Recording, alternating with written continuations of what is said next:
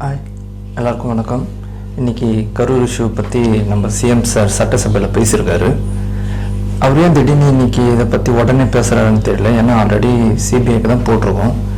இப்போ அவர்கிட்ட எதுவுமே நம்ம கேட்கவும் இல்லை. அவர் எதுக்கு ஒன்று எடுத்து சொல்லிட்டு இருக்காருன்னு நம்மளுக்கு புரியல. ஏன்னா ஃபஸ்ட்டு வாட்டி செந்தில் பாலாஜி அவர்கள் ஒரு ப்ரெஸ் மீட் கொடுத்தாரு, சம்மந்தமே இல்லாமல் அதை பாட்டு பேசினார்.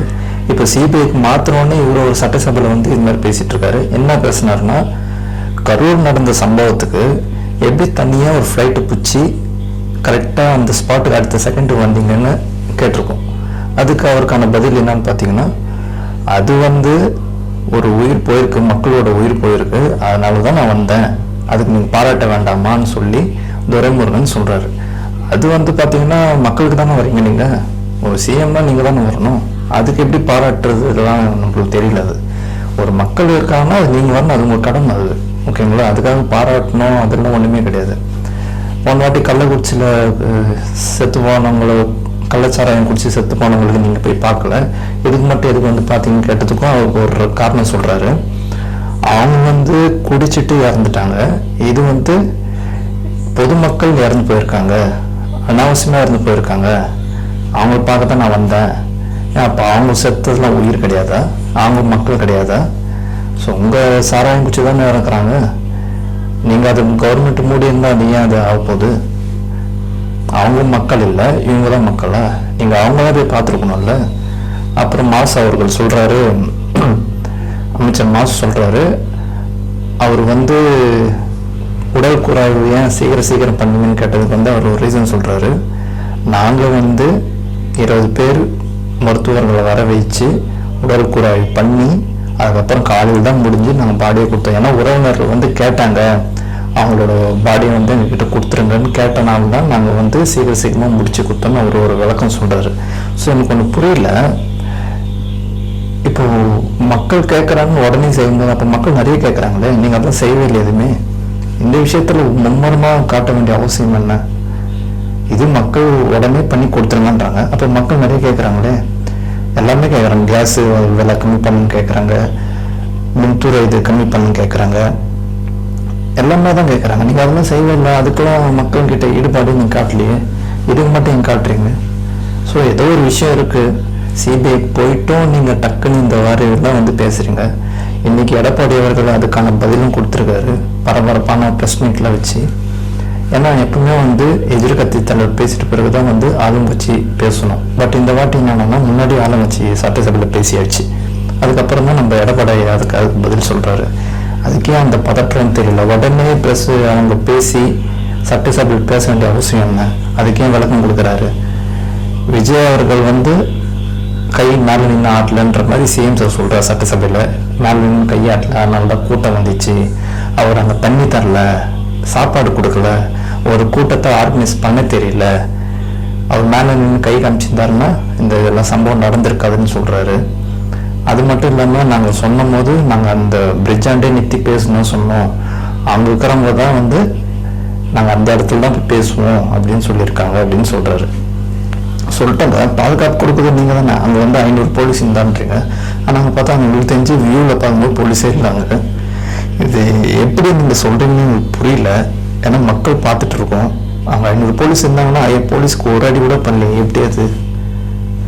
அதுவும் தெரியல. அப்புறம் ஜென்ரேட்டாண்ட போகக்கூடாதுன்னு சொன்னோம், ஆனால் அங்கேயும் இப்போ பண்ணுறாங்க அப்படின்லாம் சொல்கிறீங்க. ஏன்னா நிறைய விஷயம் அடி வாங்குதுன்றது உங்களுக்கே தெரியுது. நீங்கள் எதை எப்படியோ பேசி முழுப்பலான்னு பார்க்குறீங்க. இது சிபிஐ போயிட்டனால உங்களுக்கு என்ன பேசுன்னு தெரியல, எதுவும் பேசிகிட்டு இருக்கீங்க, மக்கள் எதுவும் கேட்குற மாதிரி இல்லை, ஓகேங்களா? அதுக்கான பதில் தான் எடப்பாடி சொல்லியிருக்காரு. அந்த வேலுச்சாமிபுரத்தில் நாங்கள் அனுமதி கேட்டோம், அவங்க கொடுக்கல. அப்போ விஜய் மட்டும் எப்படி கொடுத்தீங்க? அந்த 40 அடி சாலை லென்த்து, ஹைட்டு முட்டுச்சந்து, அங்கே எப்படி நீங்கள் கொடுத்தீங்க? ஸோ ஒரு கூட்டம் வருதுன்னு உங்களுக்கு தெரியும், அதுக்கு தான் நீங்கள் ஆளுந்துறை வச்சுருக்கீங்க. அப்படி இருக்கும்போது எப்படி அந்த கூட்டத்தில் நீங்கள் பர்மிஷன் கொடுத்தீங்கன்னு கேட்குறாங்க. கரெக்டான கொஸ்டின் தானே. நீங்கள் கரெக்டான ஒரு 4 வழிச்சாலையில் கொடுத்துருந்தீங்கன்னா இந்த இஷ்யூவே நடந்திருக்காதே. நீங்கள் எதுக்கு அப்போ வேலுச்சாமிபுரத்தில் கொடுத்தீங்க? எதுக்கு சம்மந்தமே இல்லாமல் ஆம்புலன்ஸில் செந்தில் பாலாஜி ஃபோட்டோ வருது, குடிக்கிற தண்ணி பாட்டில் ஃபோட்டோ வருது? அப்போ யார் இது அரசியல் பண்ணுறது? நீங்கள் சொல்கிறீங்க இல்லையா சட்டசபையில் இந்த சம்பவத்தை வச்சு அரசியல் பண்ண வேண்டாம்னு சொல்லிட்டு, அப்போ இதில் யார் அரசியல் பண்ணுறது? ஒரு ஆம்புலன்ஸில் செந்தில் பாலாஜி ஃபோட்டோ வருது, ஒரு தண்ணி பாட்டில் செந்தில் பாலாஜி அந்த ஃபோட்டோ வருது. ஸோ எல்லாமே வந்து பேனரில் போகும்போது ஒரு உதவி திட்டம் சொல்லிட்டு ஒரு வருது.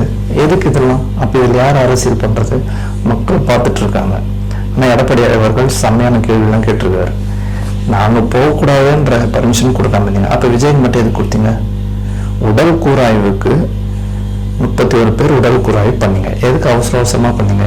சரி, அங்கே இருக்குது 2 நாற்காலி தான் பண்ணுறதுக்கு, சரி 3 வச்சுங்களேன். 3 பண்ணி ஒரு போஸ்ட்மார்ட்டம் பண்ணுறதுக்கு எப்படியோ 1.5 மணி நேரம் இல்லை 2 மணி நேரம் ஆகும் ஒரு பாடி பண்ணுறதுக்கு. 31 பேர் விடிய எப்படி நீங்கள் பண்ணியிருப்பீங்க ஒரே டைமில் எல்லாரையும்? அங்கே இருக்குது 3 சேர் தான், 20 மருத்துவர்கள் வர வச்சு அது எப்படி நீங்கள் 1.5 மணி நேரத்தில் டக்குன்னு பண்ணியிருப்பீங்கன்னு கேட்குறோம். கரெக்டான கொஸ்டின். அந்த அவசியம் என்ன வந்துச்சு? 31 பாடி உடனே நைட்டை போஸ்ட்மார்ட் பண்ணி காலைல கொடுக்குறீங்கன்னா அது என்ன அர்த்தம்? ஏன் நீங்கள் சொல்லியிருக்கலாம்ல, இல்லைப்பா இது ப்ரொசீஜர் இருக்குது, நாங்கள் காலைல தான் எல்லாமே அஃபிஷியலாக பண்ணிட்டு தான் கொடுப்போன்னு சொல்ல வேண்டியதானே. அதையும் நீங்கள் சொல்ல மாட்டீங்க. ஸோ விஜய் பக்கத்தை எல்லாத்தையும் திருப்பணும்னு தான் நீங்கள் பார்க்குறீங்க. ஸோ மக்கள் தெளிவாக இருக்காங்க. இது முழுக்க விஜய் மேலே தான் தப்பு பண்ணுற மாதிரி தான் சிஎம் அவர்கள் சொல்கிறாரு. அவர் அரசாங்கத்தை காப்பதை தான் பார்க்குறாரு. ஸோ இதில் என்னன்னு தெரியுது, இதில் யார் தப்பு பண்ணன்றது கூடிய விரைவில் அதுக்கான ரிசல்ட் வரும். யாரெல்லாம் மாட்ட போகிறாங்கன்றதும் நமக்கு தெரியும். முக்கியமான ஆளாக அங்கே இருக்காரு, அவரும் மாட்ட போகிறாரு தான். இது கூடி சீக்கிரம் வெளியே வரணும். ஏன்னா இப்போ விஜயனை சுற்றி தான் இந்த அரசியலே இருக்குது. ஏன்னா டிவி ஓப்பன் பண்ணாலோ இல்லை யூடியூப் இன்ஸ்டா எதுக்குனாலும் விஜயனை பற்றி ஒரு டாபிக் எல்லாமே இருக்கவே இருக்காது. அப்புறம் நேற்று பார்த்தீங்கன்னா முசியம் அவர் 17 நாள் கட்சி ஆஃபீஸ்க்கு வந்திருக்காரு. ரொம்ப பரிதாபமாக இருக்குது. ஏன்னா அவருக்கும் கஷ்டம், அவரே டல் ஆகிட்டாரு. அதே மாதிரி லியோ மணியும் வந்திருக்காரு, நிறைய பேர் வந்துட்டாங்க இல்லையா. இதுக்கப்புறம் எல்லாமே வெளியே வரும், ஓகேங்களா? யாரும் இந்த ஒரு வாரம் வரைக்கும் அவங்க வரும்போது எதோ பேசி எதோ குட்டை பார்க்கணும்னு நினச்சாங்க. மக்கள் தெளிவாக இருக்காங்க, என்னாலும் சரி விஜய்க்கு தான் போடுவோம். இது வந்து விஜய் தப்பு கிடையாதுன்னு கிளியர் கட்டாக இருக்காங்க. ஸோ 26 யாருக்கு போகணும்னு உங்களுக்கு தெரியும், ஓகேங்களா? இன்னைக்கு நடந்த மேடையும் சரி, இதுக்கப்புறம் போகிற மேடையும் சரி, இன்னும் பயங்கரமாக இருக்கும். இன்னும் ஒரு 2 days தான் விஜய் அண்ணா வந்து கரூர் போக போகிறாரு. அதுக்கான அரேஞ்ச்மெண்ட்லாம் போயிட்டே தான் இருக்குது. அவருக்கான வரவேற்பு மக்கள் காத்துட்ருக்காங்க. விஜய் போடுவார்னு சொல்லிட்டு விஜய் அண்ணா எப்போ ஆகணும் போகணுன்றது வெயிட் பண்ணிட்டுருக்காரு. முட்டை ஓடிடுவார் அவர். இந்த பர்மிஷன்லாம் கிடச்சிடும் தெரிஞ்சு.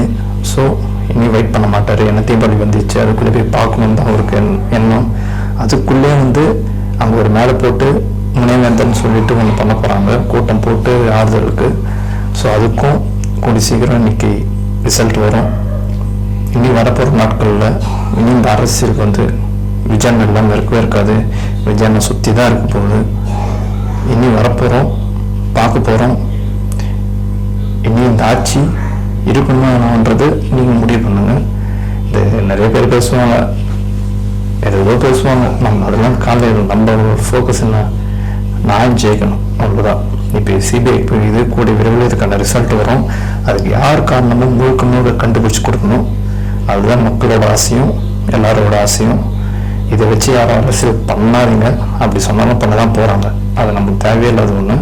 கூடிய சீக்கிரம் விஜயனை கம்பேக் கொடுத்து பழைய மாதிரி அவங்க இறந்து போனவங்களோட கூட நின்று அவர் இன்னும் சப்போர்ட் பண்ணுவார்.